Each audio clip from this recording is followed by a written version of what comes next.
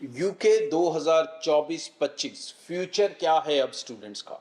तो सबसे पहले यूके के कुछ पास्ट के बारे में बात करेंगे, प्रेजेंट पॉलिसी के बारे में बात करेंगे और बताऊंगा कि कैसे ये स्टूडेंट के लिए अब one of the best destination बनने जा रहा है यूके। ये कनाडा के बाद आपके पास ओनली बेस्ट सेकंड ऑप्शन होगा जहां पर आप स्टडीज के लिए जाएंगे। जी हाँ, यूके के अंदर 2012 में अगर आपने सुना होगा तो स्टडी वीज़ा बंद कर दिया गया था और उसे बंद करने का कारण था उसका मिसयूज।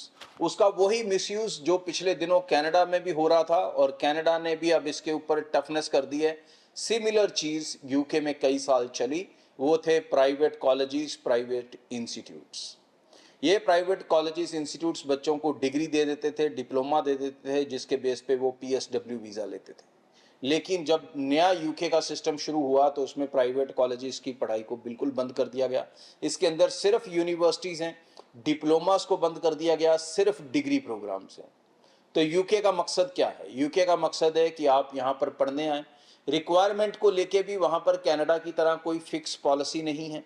आप विदाउट आइलेट्स भी जा सकते हैं, आप 8-10 साल के गैप के साथ भी जा सकते हैं। सिर्फ यही इम्पॉर्टेंट है कि वहाँ पर डिग्री में जाना है, यूनिवर्सिटी में जाना है। डिग्री कंप्लीट करके आप पीएसडब्ल्यू वीज़ा तो लेंगे। तो एक बात तो ये होगी इसमें कि जो मास्टर्स है ना दोस्तों, वो तो एक तरह की फ्री की पड़ती है, क्योंकि मास्टर्स की डिग्री होती है 1 साल की और उसके साथ पोस्ट स्टडी वर्क वीज़ा 2 साल का कन्फर्म है। तो मतलब 2 साल और प्लस पढ़ाई वाला आधा साल आप इतना कमाओगे कि मास्टर्स आपको फ्री जैसी पड़ेगी और साथ में एक्सपीरियंस।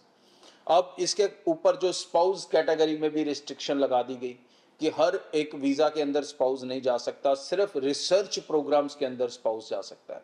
रिसर्च के वो प्रोग्राम्स होते हैं जिनके लिए आपको जनरली आर्स चाहिए होता है 6 ओवरऑल 5.5 और आपकी ग्रेजुएशन हुई हो 55% के साथ, तो आप स्पाउस के साथ भी आज की डेट में भी जा सकते हैं। लेकिन उससे कम जो जिसका प्रोफाइल है वो स्पाउस के साथ नहीं जा सकता। तो उसके कारण जो जॉब अवेलेबिलिटीज़ है, करियर अपॉर्चुनिटीज़ हैं, वो भी बढ़ चुकी हैं।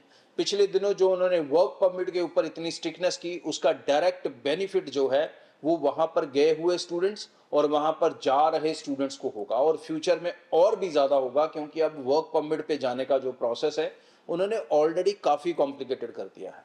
तो यूके कहीं ना कहीं आने वाले दिनों में सेकंड ऑप्शन कनाडा के बाद बनने वाला है, जहां पर बच्चा स्टडी भी करेगा, वर्क परमिट भी लेगा, पीआर भी लेगा और आराम से लेगा।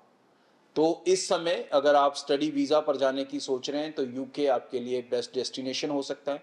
ब्रॉडवे के थ्रू अप्लाई करते हैं तो सबसे बड़ा बेनिफिट हम ऐड कर देंगे कि आपको किसी तरह का कोई रिस्क लेने की ज़रूरत नहीं है, आपको सारे पैसे देने होंगे वीज़ा लगने के बाद। Thank you. ब्रॉडवे ਤੁਹਾਡੇ ਵਿਦੇਸ਼ ਜਾਣ ਦੇ ਸੁਪਨਿਆਂ ਨੂੰ ਦੇਵੇਗਾ ਹਕੀਕਤ ਦੀ ਉਡਾਨ।